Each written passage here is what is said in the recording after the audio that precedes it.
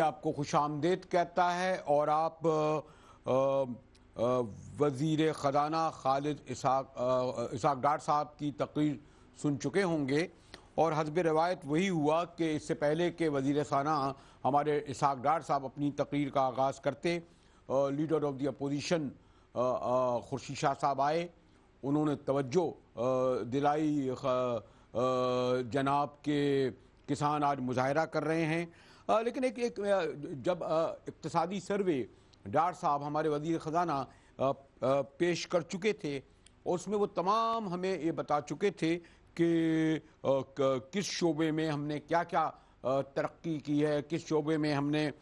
کیا کیا جو ہے کارنامے انجام دیے ہیں، اس سے ہی اندازہ ہو گیا تھا کہ 2017-18 کا بجٹ کیا ہوگا۔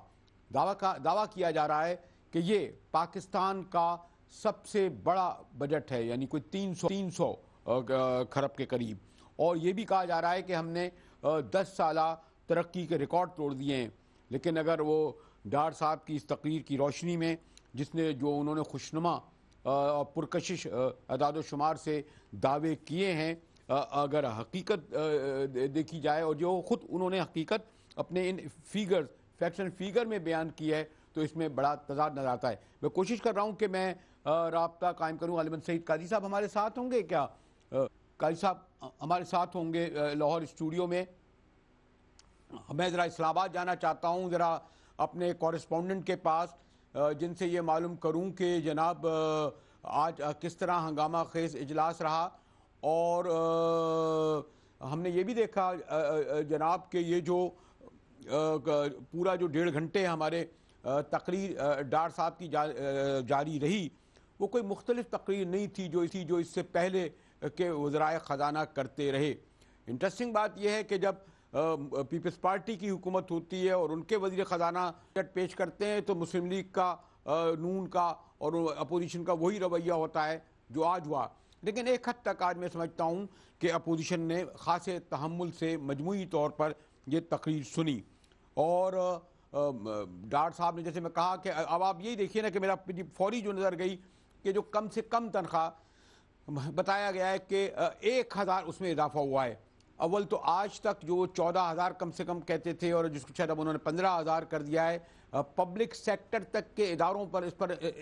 عمل درآمد نہیں ہو رہا، تو پرائیویٹ سیکٹر پر کیا عمل درآمد اس پر ہوتا؟ اگر چنی ویسے بھی ہم سمجھتے ہیں کہ جو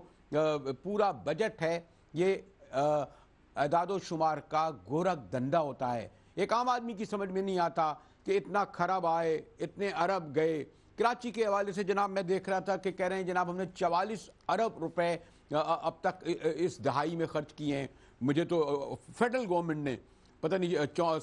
یہ گرین ٹرین جس کا کہہ رہے ہیں 34 ارب سے بن رہی ہے، ہمیں تو کوئی نظر آئی۔ اور سب سے بڑی جو دعویٰ کیا گیا ہمارے وزیر خزانہ کی تقریر میں، وہ ہے جی ڈی پی، جس کو کہا جاتا ہے کہ صاحب معیشت کا وہ بیرومیٹر ہوتا ہے۔ وہ دعوے کرتے ہیں کہ جناب ہم 5.7 اچیو کر لیں گے، اور 5.7 کا انہوں نے ٹارگٹ رکھا، لیکن اب کہتے ہیں جناب ہم 5.3 جو ہے وہ ہمارا رہے گا۔ لیکن ورلڈ بینک کہتا ہے کہ جناب آپ 3.4 کراس نہیں کر سکے، اور ایک ڈاکٹر پاشا کا کہنا ہے کہ جناب یہ 4.4 ہے۔ جیسے میں نے کہا نا کہ جی ڈی پی بھی ایک بڑا بیرومیٹر ہے، لیکن اس سے بھی زیادہ اہم یہ بات ہے، مجھے سعید قاضی صاحب نے جوائن کیا ہے، اور میں بات کروں گا پاکستان کا سب سے بڑا مسئلہ انرجی، یعنی لوڈ شیڈنگ۔ اور اس میں قاضی صاحب بڑا دلچسپ میں کہوں گا مذاقی کیا گیا کہ یہ دعویٰ کیا گیا کہ 66 سال میں ہم نے یعنی پورے تمام حکومتوں نے 16,000 میگا واٹ بجلی پیدا کی، جبکہ 4 سال میں 10,000 میگا واٹ بجلی کی۔ اس کے معنی ان کا اگر ہم یہ لگا لیا جائے تو 26,000 میگا واٹ بجلی پیش کی۔ پھر ہمارے خواجہ آصف صاحب یہ کیوں کہتے ہیں کہ ہماری پیداوار جو ہے اس وقت 17,000 ہے اور 4,000 کا فالٹ ہے؟ تو آپ جہاں اگر ان کے فیگرز کو اگر چیلنج کریں تو اس میں بھی تضاد آتا ہے قاضی صاحب۔ اور پھر وہ عام آدمی کی تو بات چھوڑیے، آپ جو محنت کشوں کی، غریبوں کی، سرکاری ملازمین کی کرتے ہیں، تو اس بجٹ کو کیا کہیں گے؟ عام طور پر لوگ کہتے تھے یہ اشرافیہ کا بجٹ ہے، امیروں کا جو ہے مزید کمر توڑ دی گئی ہے؟ قاضی صاحب دیکھیں، پہلے تو میں پہلی بات کا جواب دے دوں جو خواجہ صاحب کی آپ نے بات کی ہے، میں خواجہ صاحب کو کوٹ کرتا ہوں۔ خواجہ صاحب نے ہیرلڈ میں انٹرویو دیتے ہوئے چند دن پہلے یہ کہا ہے کہ آئی پی پیز جو لگوائے تھے ان بنڈل کرنے کے بعد ہم نے عوابدہ کو، تو ان کا یہ کہنا ہے کہ ہائی وے رابری تھی، تو گویا یہ 4 سال سے ہائی وے رابری کو پریزائڈ اوور کرتے رہے، نمبر 1۔ نمبر 2، میں آپ کو بتاؤں کہ پرائیویٹائز ہونے سے پہلے 15 سالوں میں تقریباً $23 بلین کے جو منصوبے وابڈا نے پبلک سیکٹر میں کیے تھے، وہ سارے کے سارے بجٹ کے اندر اور وقت پہ ہوئے تھے۔ اس کے بعد جو منصوبے ان بنڈل کر کے پرائیویٹائز کر کے جو انہوں نے کیے، کوئی وقت پہ پورا نہیں ہوا، اور جو 30 ارب کا تھا وہ 400 ارب پہ چلا گیا، اور لوڈ جو شارٹ فال ہے وہ آپ کے سامنے ہے۔ اب جو ابھی ریسنٹلی جو انہوں نے پاس کیا ہے یہ سائی وال والا، تو اس کے بارے میں جو خبر آئی ہے وہ یہ ہے کہ 13% پہ لون ہے، 27.5% کا ریٹ آف ریٹرن ہے، تو یہ بجلی کون خریدے گا اگر یہ آ بھی گئی تو؟ اور دوسری بات یہ کہ اگر یہ ہائی وے رابری تھی، پھر کے الیکٹرک کے بارے میں ان کا کہنا ہے کہ انہوں نے ہمیں بہت بڑا نقصان پہنچایا، تو کیا یہ نقصان اور ہائی وے رابری کو جو ministry of water and power اور منسٹری انرجی کی منسٹری ہے وہ اس کو پریزائڈ اوور کرتی رہی ہے؟ تو میرے خیال میں یہ دوسری بات یہ کہ جو آپ غریبوں کا یہ 2 لاکھ آدمیوں کا بجٹ ہے، عام آدمی کا اس بجٹ سے کچھ لینا دینا نہیں ہے، اور یہ آپ کے سامنے ہے اور بجلی کا جو معاملہ ہے، بجلی کا میں پھر وہ کیمران منٹر کو کوٹ کرتا ہوں، جب وہ واپس جا رہا تھا امریکی سفیر، اس کا کہنا تھا مسئلہ آپ کا بجلی کی پیداوار کا نہیں ہے، بجلی کی قیمت کا ہے۔ تو یہ جو پہلے معاہدے ہوئے انہوں نے پاکستان کا برکس نکال دیا، اور جو اب ہوئے ہیں، ہمیں جو خبریں مل رہی ہیں ابھی تک، جو 2-4 معاہدوں کی ڈیٹیل سامنے آئی ہیں، یہ قرضہ ادا کرتے کرتے نہ جانے ہم کہاں پہنچیں گے۔ اللہ کرے کہ میں غلط ہی کہہ رہا ہوں۔ جی جناب بریلوی صاحب۔ قاضی صاحب ایک تو یہ دعویٰ کیا گیا ہے کہ ترقی کے جو 10 سالہ ریکارڈ ٹوٹ گئے ہیں۔ اب یہ میں نے پہلے بھی کہا تھا کہ سادگی پہ کون نہ مر جائے خدا۔ آپ خود کہتے ہیں کہ کرپشن میں ہم 123 سے 117 نمبر پہ آ گئے ہیں۔ ایجوکیشن ہمارے ہاں 2.40 کروڑ غالباً اتنے لوگ جو ہے بچے اسکول ہی نہیں جاتے۔ آپ کہتے ہیں ہم 135% اس میں بڑھا چکے ہیں۔ پھر جناب اگر آپ کہتے ہیں غربت میں پتہ نہیں ہمارا کون ہے، تو اگر میں ایک ایک چیز کو بھی الگ الگ کر کے بھی دیکھوں، تعلیمی بجٹ میں آپ نے 134% اضافہ کیا ہے، یہ دعویٰ کرتے ہیں وہ کیا۔ میں خیال یہ جو لیپ ٹاپ بانٹے جا رہے ہیں بڑی اچھی بات ہے، لیکن جہاں 2.5 کروڑ بچہ اسکولی سے نہ جائے جناب، تو آپ نے کیا ریکارڈ توڑا ہے اس کا؟ تو میں تو سوری ٹو سے میں معیشت کا آدمی نہیں ہوں، ادب کا صحافت کا طالب علم ہوں۔ میں تو شروع سے قاضی صاحب فالو تو کرتا ہوں، لیکن ہمارے یہاں کہا جاتا ہے کہ اعداد و شمار کا گورکھ دھندا ہے۔ بلکہ اس سلسلے میں آپ کو ایک اگر بریک کی طرف جانا ایک دلچسپ واقعہ سناؤں کہ جب 1970 میں بجٹ بنا تو بلوچستان بڑا محرومیوں کا شکار تھا، تو وہ بلوچ لوگ آئے اور کہنے لگے جناب ہمارا بجٹ تو کراچی کے بجٹ سے بھی کم ہے۔ بھٹو صاحب نے اپنے سیکرٹری خزانہ کو بلایا، کہا بھائی بلوچستان کا اتنا بجٹ کر دو، یہ جو کچھ 20 ارب روپے مانگ رہے ہیں اس کا 40 ارب کر دو۔ بات وہ کہنے کہ بھائی آپ کیسے کریں گے؟ انہوں نے کہا میں بتاتا ہوں۔ کہہ دو جی جو بلوچستان میں جو جتنی بھی گاڑیاں داخل ہوں گی ان سب پہ 10 روپے ہوگا، اس سے کتنے آ جائیں گے؟ اتنے کروڑ۔ ان سے کہنا جی وہ جو پورٹ آئے گا جو آئے گا اتنے کریں گے، تو کیوں بھائی ہو گئے نا 40 ارب روپیہ۔ تو جناب میں تو یعنی وہ بھٹو صاحب ذہین آدمی تھے، تو یہ جو تو انہوں نے 20 ارب سے 40 ارب کر دیا۔ اب جب اگلے سال جب آیا تو انہوں نے کہا جب ہم کیا کریں، لوگ جو ہے وہ گاڑیاں گزارتے چلے جاتے ہیں، 10 روپے دیتے ہی نہیں ہیں۔ جی قاضی صاحب۔ جی بالکل آپ نے ٹھیک کہا۔ دیکھیں پہلی بات تو یہ ہے کہ یہ بالکل ابھی یہ لون اور قرضے کا بہت بڑا مسئلہ ہے، $79 بلین کا ہو گیا۔ پہلے تو ہمیں بتائیں یہ تمام اشرافیہ اور حکمران بتائیں یہ کہاں خرچ ہوا ہے؟ یہ ٹھیکوں میں خرچ ہوا ہے، کمیشن میں ہوا ہے، کک بیکس میں ہوا ہے، کہاں گیا ہے؟ اور اس کی قیمت کون دے گا؟ ہم اور آپ قرضہ دیں گے۔ اگر یہ قرضوں سے کیا ادارے بنائے، تو یہ FIA جو بنائی ہے آپ نے ان قرضوں سے بنائی ہے، جس کے بارے میں سپریم کورٹ کے ریمارک، اور نیب کے بارے میں سپریم کورٹ کے ریمارک، دیگر اداروں کے بارے میں۔ تو سوال یہ ہے ایک اور بڑی امپورٹنٹ بات ہے۔ قاضی صاحب ماشاءاللہ آپ بھی اس کرسی پہ بیٹھتے ہیں جہاں میں بیٹھا ہوں، اور مجھے کہا جا رہا ہے کیمرے کے پیچھے سے کہ میں ایک بریک کی طرف چلے جاؤں، اور وہ تو سب آپ دیکھ ہی رہے ہیں کہ جو دکھایا جا رہا ہے خسارہ کتنا ہے، ٹیکس کتنا لگے گا، حجم کیا ہے، اور ہماری جو مقدس گائے ہے دفاع، یعنی اس پر ہمارا کتنا ہے۔ تو ہمارے ساتھ رہیے گا، ملتے ہیں ایک بریک کے بعد۔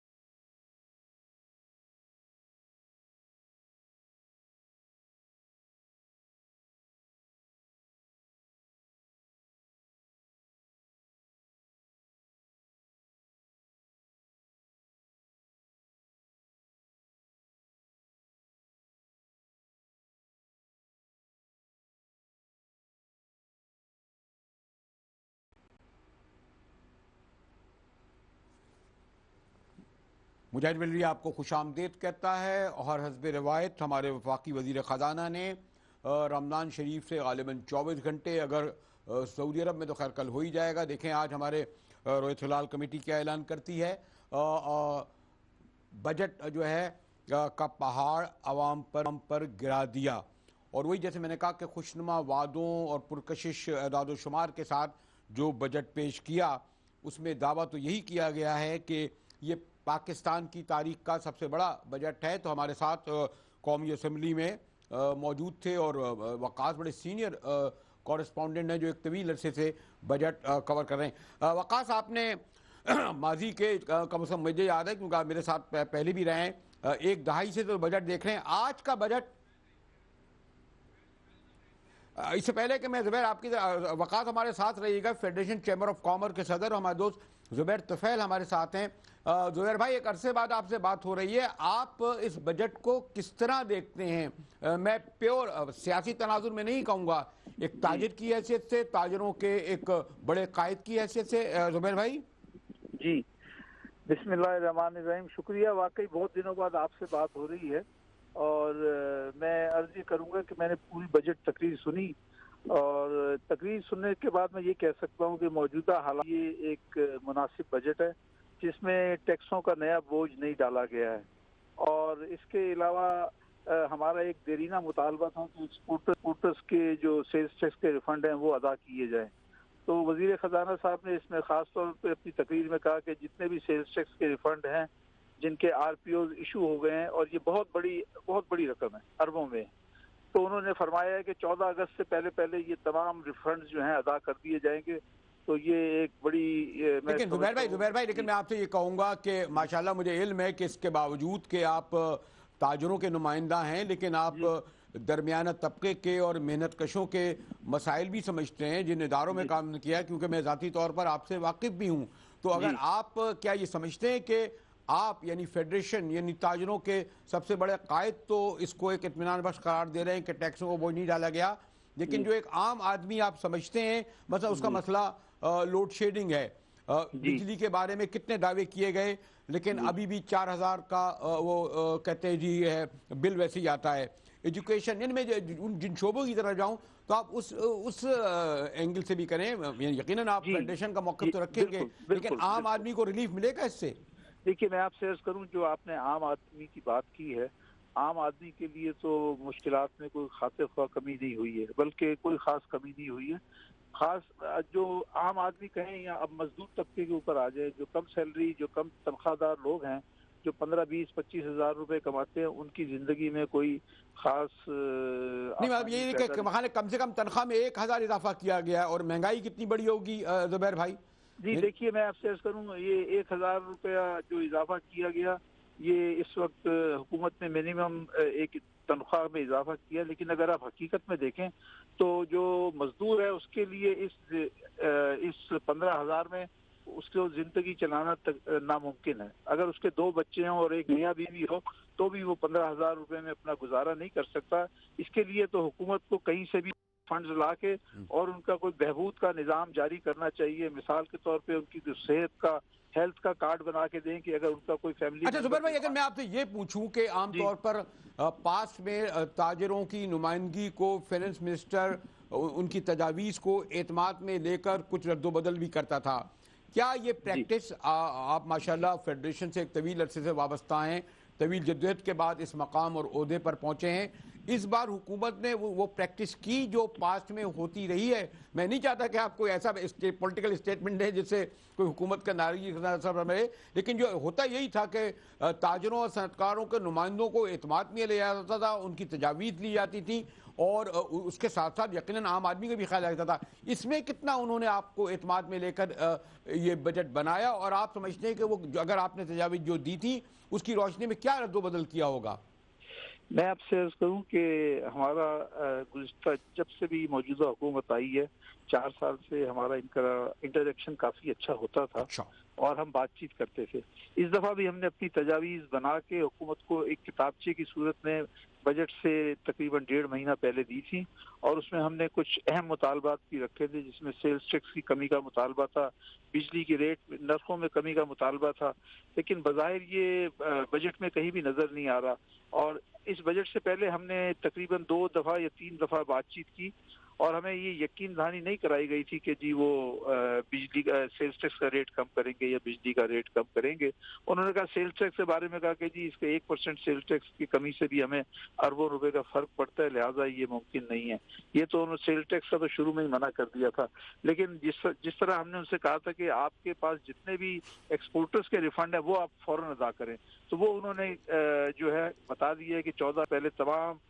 جن کے بھی چلے یہ تو خوشحال میں نے کوئک میں ایک ضرور معلوم کرنا چاہ رہا تھا. ویسے زبیر بھائی میں تفصیلی آپ سے بات کروں گا. سی پیک کو ہمارے لیے گیم چینجر کہا جا رہا ہے. یہ جو $50 ارب کا ہمارے یہاں انویسٹمنٹ آ رہا ہے, اور میں نے کہا پاکستان کے سب سے بڑے ادارے تاجروں کے, اس سلسلے میں کیا آپ بھی سی پیک کو آپ نے فالو کیا, کبھی آپ کو وفد میں شامل کیا جو چائنا جاتے ہیں, اور یہ کہا جا رہا ہے کہ اس سے انڈسٹری کو فائدہ ہوگا. کچھ لوگوں نے سوال اٹھایا کہ یہ ایگریکلچر کا بھی کچھ کمپیریزن کیا,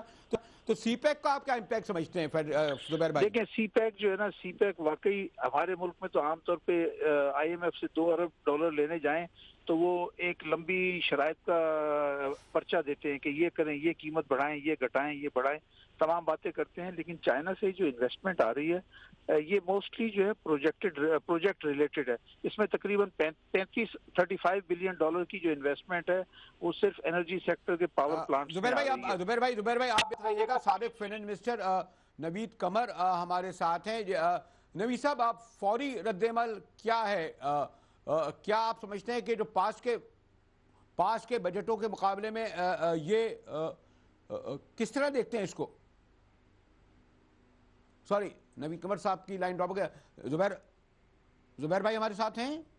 آپ نے سی پیک جی زبیر صاحب, سوری میں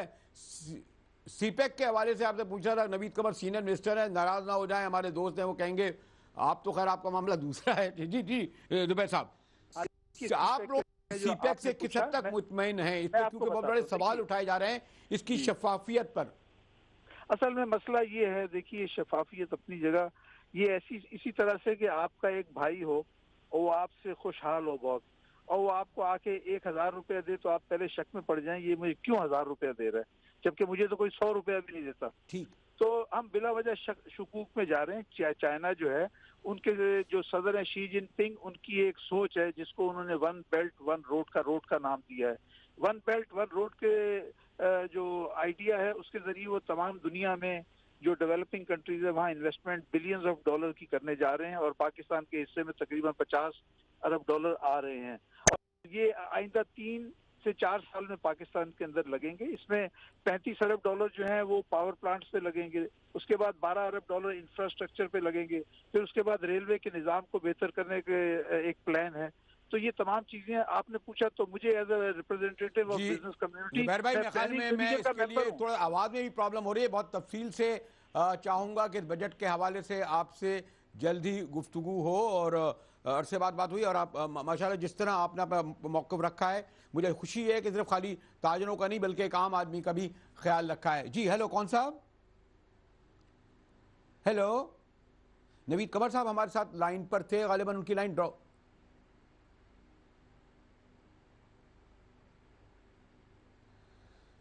سوری نوید بھائی, مجھے کہا جا رہا ہے کہ ہمارے پروگرام خصوصی نشریات ہماری بجٹ کے حوالے سے جاری ہیں, اور آپ نے ہمارے وفاقی وزیر خزانہ اسحاق ڈار کی تقریر بھی سنی, اور اس سے پہلے انہوں نے اقتصادی سروے جو پیش کیا, ان کا تو یہی دعویٰ ہے کہ 10 سالہ ریکارڈ ٹوٹ گیا پاکستان کا سب سے بڑا بجٹ. لیکن دیکھیے گا کہ عام طور پر ایک بجٹ کے بعد ایک اور منی بجٹ بھی آتا ہے, ذرا اس کے بھی منتظر رہیے. لیکن ابھی تو ذرا اسی بجٹ کی بازگشت سنائی دے رہی ہے, جس میں جیسے میں نے آپ سے کہا ہماری خصوصی نشریات اس بجٹ کے حوالے سے جاری ہیں. سوری, جب نارمل اسمائل سے بات نہ بنے تو